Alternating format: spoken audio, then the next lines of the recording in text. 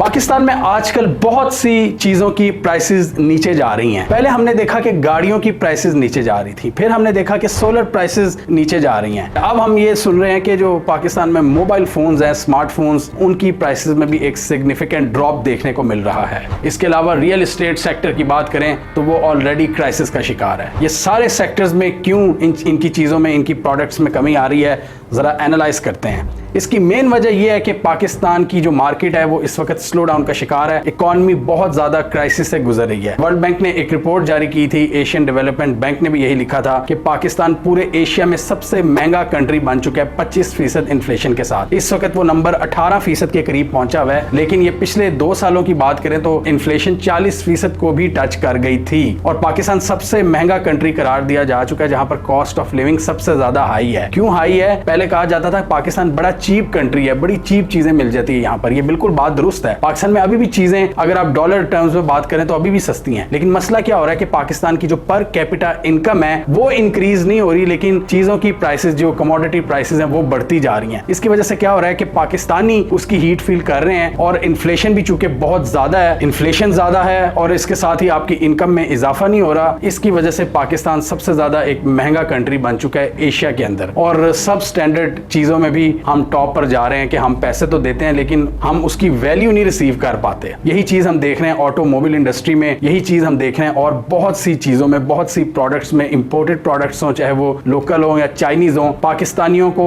वो चीज नहीं मिलती जिसका वो पे करते हैं। अब आप देखें बहुत से कंट्रीज हैं, अगर आप बाहर इंडिया के टूरिस्ट से मिलें तो जब आप उनसे पूछने के यार आप यहाँ पे कितने में आए हैं, तो वो जो उनकी अमाउंट होती है वो पाकिस्तानियों ने जो अमाउंट खर्ची होती है उससे 3 गुना कम होती है। इसी तरह आप गाड़ियों की प्राइसेस देख लें, भारत में एसयूवी 7 से 10 लाख की मिल रही हैं, पाकिस्तान में 6 से 7 लाख के करीब आईफोन है। वहां पे एसयूवी मिल जाती है और अच्छी इलेक्ट्रिक गाड़ी वहां पर 10 लाख की है। यहाँ पर डब्बा गाड़ी जिसमें कोई फीचर नहीं है वो 30 लाख की है, वो आपको पता है किस कंपनी की है। तो अब ये जो गाड़ियों की मार्केट है ये क्यों नीचे जा रही है? अब हम सबको पता है कि पिछले 2 साल ये आपके जितने भी बड़ी बड़ी कंपनीज थी इनके त्राह निकल गए हैं, क्योंकि बड़ी गाड़ियां बिकी नहीं है बिल्कुल। डॉलर जब महंगा हुआ इन सब की प्राइसेस शूट अप कर गई। आप देख लें सिविक 1 करोड़ पे पहुंच गई और कैसी कैसी छोटी छोटी गाड़ियां 70 लाख पे चली गई। फिर हमने देखा कि पिछले दिनों किया स्टोनिक ने अपनी प्राइसेस कम की, तकरीबन 15 लाख रुपया, वो 62 से 47 लाख रुपए पे चली गई और 2 दिन में उन्होंने बुकिंग बंद कर दी। और उसके बाद क्या हुआ कि सुजुकी की जो स्विफ्ट थी वो भी कोई 55 लाख के करीब थी, वो भी 47-48 लाख पे ले आए, क्योंकि उनको डर था कि किया स्टोनिक उनकी सारी मार्केट ले लेगी। और इसके अलावा भी बहुत सी अफवाहें गर्दिश कर रही हैं कि दूसरी जो कंपनीज हैं वो भी अपनी प्राइसेस कम करेंगी। इसमें मल्टीपल रीजंस हैं कि एक तो मार्केट बिल्कुल ठप हुई पड़ी है, आपका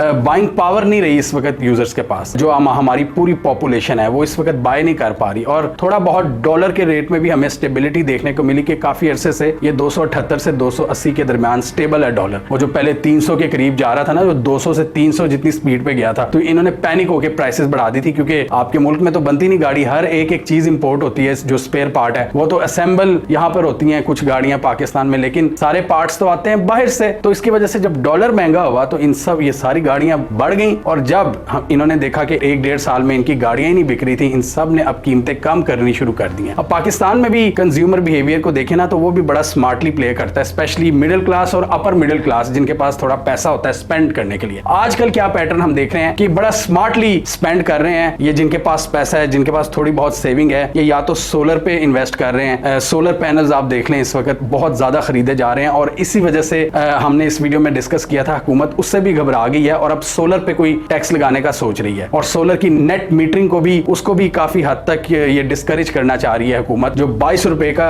ये रेट लेते हैं लोगों से तो वो अब 11 रुपए कर देंगे, यानी हुकूमत ने जो आपको पे करना होगा सोलर पे, जो आप इजाफी यूनिट्स प्रोड्यूस करेंगे, जो भी आपके क्रेडिट्स होंगे, तो वो जो 22 रुपए का हुकूमत ने आपसे बाय करना था वो अब 11 रुपए पे करेगी। ये हुकूमत इसको सोच रही है। इसके अलावा फिक्स टैक्स लगाने का भी वो सोच रहे हैं, क्योंकि सोलर की वजह से हुकूमत को ये डर है कि हम ये जो IPPs को हमने पेमेंट्स करनी होती है, गर्दिशी खसारे, वो कैसे पूरे करेंगे। सबने अगर सोलर लगवा लिए तो अब सोलर एनर्जी को डिस्करेज करने की बातें हो रही हैं। तो इसी वजह से अब पैनिक होके जो सोलर मार्केट है वो भी काफी हद तक उसकी प्राइसेस भी कम हो रही हैं और 5 kV या 10 kV उनकी प्राइसेस में 2-2, 3-3, 4-4 लाख तक कमी देखने को मिल रही है। तो आप देख लें ये इसकी क्लियर रीजन है कि इस वक्त जो बाइंग पावर है लोगों की वो कंज्यूम नहीं कर पा रहे बड़ी अमाउंट में पैसा, वो जो जरूरी चीजें हैं वो उनमें इन्वेस्ट कर रहे हैं और बड़ा स्मार्टली इस वक्त पाकिस्तानी बिहेव कर रहे हैं। गाड़ियां वो खरीद नहीं रहे, सोलर पे वो इन्वेस्ट कर रहे हैं। फजूल खर्ची बहुत कम देखने को मिल रही है। इसी वजह से ओवरऑल जो बड़ी बड़ी इंडस्ट्रीज हैं वो इस वक्त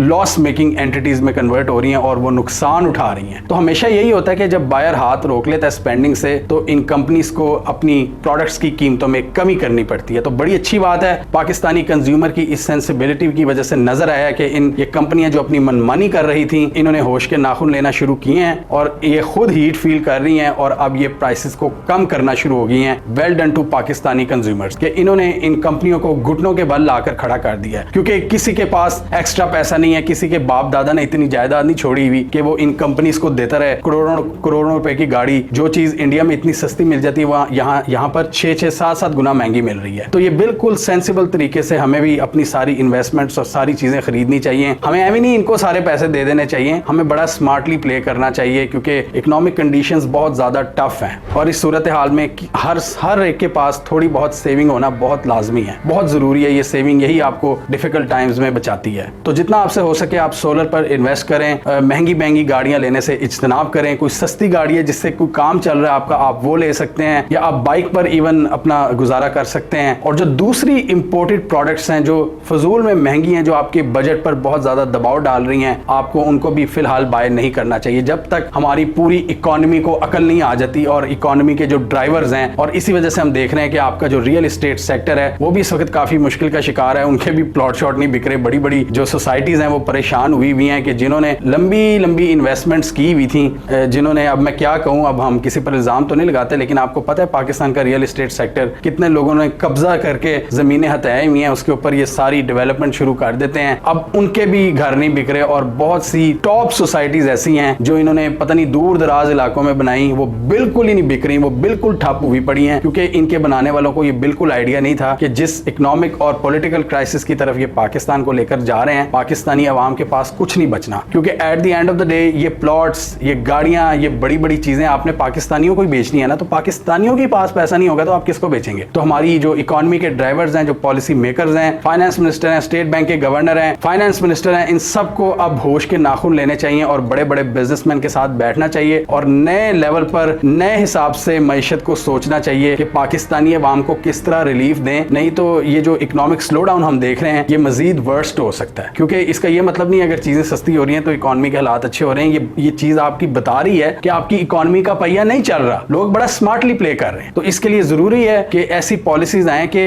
इकोनॉमी का पहिया चले, छोटे छोटे बिजनेसेस चलें और वो सेक्टर्स चलें जो प्रोडक्टिव सेक्टर्स हों। IT का सेक्टर चले, हुकूमत वहां पर रिलीफ दे, सोलर पे रिलीफ दे, ज़राअत के शोबे में रिलीफ दे, एनर्जी के शोबे में रिलीफ दे, और इन जगहों पर हुकूमत रिलीफ नहीं दे रही। ज़राअत का शोबा आपको पता है उसका क्या हाल है जो किसानों के साथ किया, एनर्जी का शोबा आप सबको पता है सोलर के साथ हुकूमत क्या कर रही है, और IT तो हुकूमत पर डिपेंड ही नहीं करती, इसलिए वो थोड़ी बहुत चल रही है। तो जिस जगह पर हुकूमत का हाथ है वो सेक्टर तबाह बर्बाद हो चुका है इस वक्त। हमें कमेंट सेक्शन में बताइए आपके ख्याल में आप कितने अरसे तक इकोनॉमी में ये स्लो डाउन देख रहे हैं, 1 साल तक, 2 साल तक, या अगले 5 साल तक आप समझते हैं कि पाकिस्तान में इकोनॉमी स्लो डाउन का शिकार रहेगी और चीजों की कीमतें इसी तरह नीचे आती रहेंगी। लेकिन इसके लिए बहुत जरूरी है कि आप भी वही चीजें खरीदें जो निहायत जरूरी हैं, essential items. Non essential items से हाथ रोक लें। कमेंट कीजिए, इसके अलावा हमारा फेसबुक पेज लाइक कीजिए, हमारा यूट्यूब चैनल सब्सक्राइब कर लीजिए और हमारी वीडियो को शेयर भी कीजिए।